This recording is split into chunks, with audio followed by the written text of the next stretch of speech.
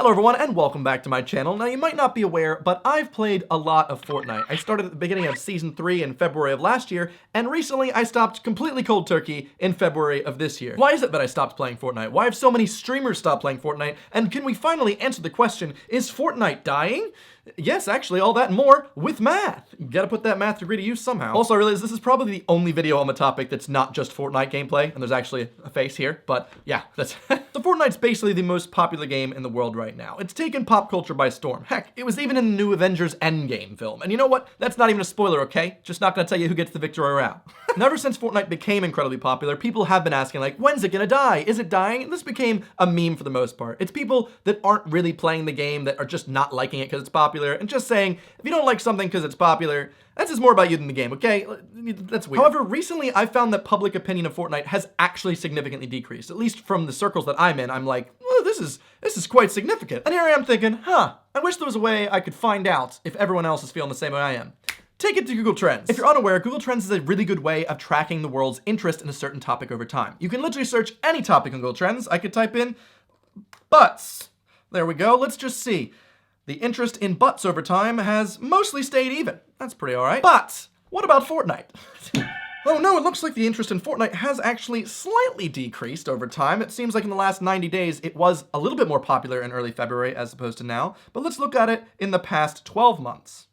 With this one, you can see a little bit of a dip at the end, but it's not really conclusive enough just with our eyes, so it's time to download the data. If you didn't know, Google Trends lets you download your CSV file to your own sheet to perform your own calculations, and that is exactly what we are going to do today. Cracking the nuts, cracking the arms, let's go for it. Here I have the Google Trend data for the interest in Fortnite over the last year, and as you can tell from the graph that I've computed here, which is basically the same one we saw in Google Trends, it looks like it is trending a bit down towards the end here. And if we look at the last 90 days, you can see that the peaks are definitely more pronounced in the earlier parts of the graph. Now, what do I actually want with this data? I want to be able to compare the data from the previous 6 months to the current 6 months and the previous 45 days to the recent 45 days. And so with that, I need to do a paired t-test to look at the samples from both sides. The issue with the paired t-test, of course, is that we need to assume that the data is normally distributed. Just looking at the histogram for data for the last year, you can clearly tell it's pretty normally distributed. Performing a Shapiro-Wilks test tells me the same thing. Data is normally distributed. Great. That tells me I can definitely perform a paired t-test. However, when you look at the data for the last 90 days, it's definitely positively skewed. Look at that graph. Not looking very nice. So we have to do a non-parametric test, the Wilcoxon-signed rank test. Splitting the data for the interest in Fortnite over the last 90 days into 2 equal pairs, we were able to perform a Wilcoxon-signed rank test and prove within reasonable doubt with a 99% confidence interval that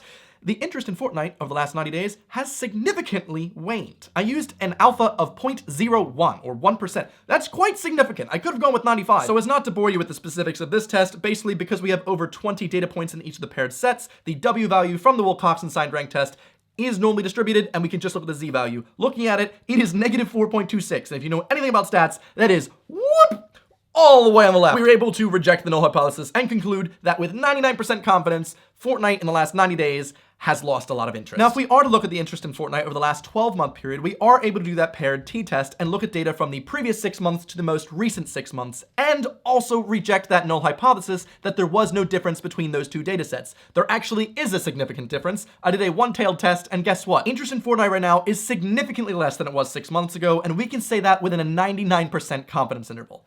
That's legit. If you have an interest in stats or want to check my math, there'll be a link to the Google Sheet in the doobly-doo. So now that we've objectively proven that interest in Fortnite has significantly gone down, what does it all mean? Don't interest in all games and things decrease over time?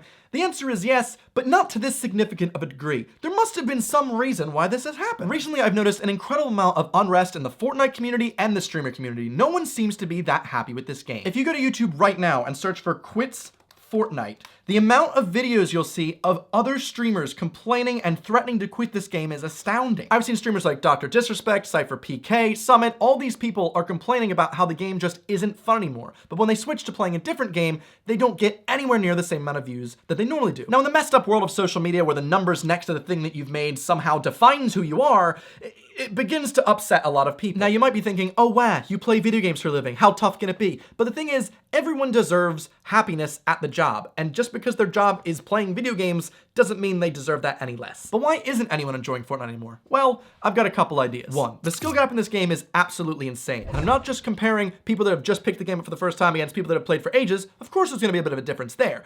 I'm talking about people that have played for years. For a whole year! I've seen streamers complaining that they can no longer have fun playing the game because everyone is so good now. It is kind of funny when you think about it. The streamers are like, oh man, it's not fun anymore now that I actually have competition. But the thing is, the competition that people are up against is just through the roof. Number 2, nothing has split the Fortnite community more than the health and shields on elims update. Basically, Epic updated the game so that every time you eliminate someone, you get health and shields as a reward. Hooray! The issue is, this increased the skill gap drastically, as it encourages incredibly aggressive players to just go after as many kills as possible because you get your health replenished after you finish the kill. Realizing their mistake, Epic reverted this update for the public lobbies, meaning that people that are just casual, that just want to have a fun time and play the game, no longer have to worry about this aggressive update. Whereas the update is still available in the competitive lobbies. Streamers hated this update. They hated it so much. They were like, why did you remove it? Because like I said, streamers enjoy just mowing over people that don't know how to play the game. That's really fun to them, supposedly. And so they don't want to have to go to this competitive cup in order to do that. Personally, I understand why Epic has separated these two lobbies like that. It does make sense to try and help this skill gap in any way possible,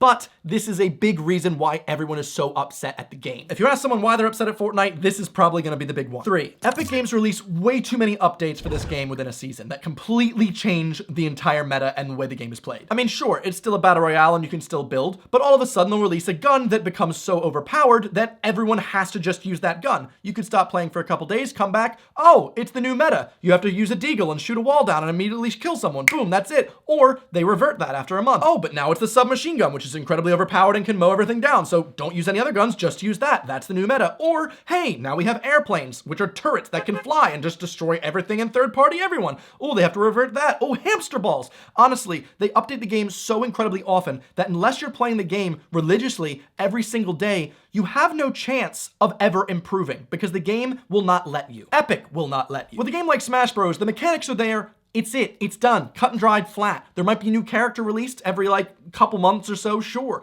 but it doesn't completely change the name of the game. It's still the same. It's not like if I picked up Smash Bros in a month, I wouldn't know how to play it. I'd still be a darn good Yoshi. If I picked up Fortnite right now, honestly, I've seen the gameplay with the friggin' hamster balls and I have no clue what the heck I would even do. At first I thought this was a good thing, like, oh, this is so cool, it's always so fresh. But that is such a bad thing. It gives you this feeling like you have to play Fortnite. You cannot play anything else because if you do play something else, when you come back to Fortnite, you won't know what you're doing and you won't enjoy it at all. And what's really annoying about all these constant updates and new weapons and new vehicles and all these things is they still haven't fixed the many bugs within the game. There'll be like game-ending bugs and glitches where you jump onto a pulley and then you just fall off automatically, and people are really angry about these, and they just stay in the game, and they just take ages to fix those. But instead, here's a new snowboard.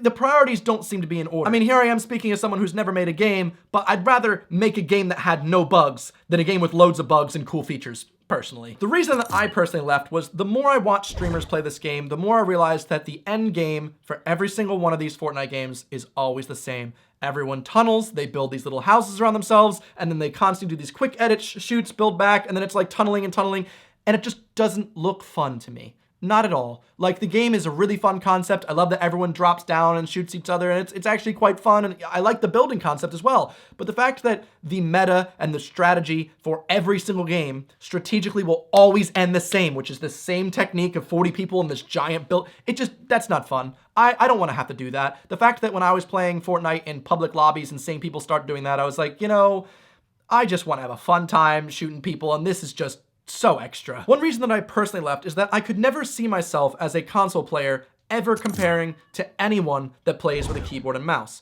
It's just not comparable. You might have a fluke person like Nick Merckx who absolutely destroys everyone with a console, which is great, but he still has no editing ability compared to what you can do with a keyboard and mouse. And as someone who just wanted to play and relax on his console, it made me feel like, there's no point in me getting good at this game because there'll always be someone obscenely better because of their play style, because they're playing on a keyboard and mouse. And to me, I was like, that's not fun, and I don't want to play on a PC, you know? I like just having a nice relaxing time on the console. So when Season 8 came out, even though I had the Battle Pass for free, I just didn't play. I turned to other games that I actually had an interest in. I've been playing Donkey Kong Country Tropical Freeze, which has one of the best soundtracks I've ever heard in my life, and it's amazing. I've been playing a lot of Quiplash with my viewers on Twitch. I've been playing some Undertale, Smash Bros. Honestly, I'm having a really good time. Even though I'm getting less views than when I was playing Fortnite, personally, I'm enjoying myself. I find the chat enjoying themselves, and that's really the #1 thing. So in conclusion, is Fortnite dying? Statistically, yes, but if you're having fun playing the game, who the heckity cares? Just play the game, play whatever you enjoy playing, and just live your life. Oof, but if you enjoyed this more mathy style video, please do some sick 90s on the like button. You could if you want. Also, I make new videos on varied topics every Sunday, so if you want, you can subscribe or watch another video I made over here. Pretty relevant, right? I actually don't know. Anyway, thanks for watching. I'll see you guys on the next one. Goodbye.